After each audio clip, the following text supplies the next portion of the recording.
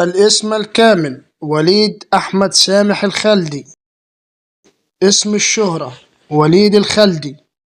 وليد الخلدي هو مؤرخ فلسطيني، وهو أحد مؤسسي مؤسسة الدراسات الفلسطينية.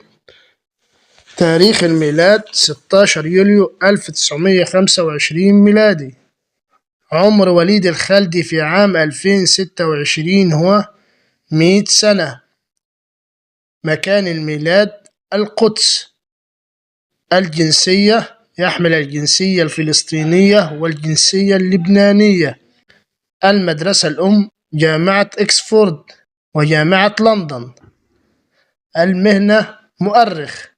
اللغات: اللغة العربية واللغة الإنجليزية. الحالة الاجتماعية: متزوج. الديانة: الإسلام. تاريخ وفاة المؤرخ الفلسطيني وليد الخلدي: اليوم الأحد بتاريخ 8 مارس 2026 ميلادي، الموافق 18 رمضان 1447 هجري.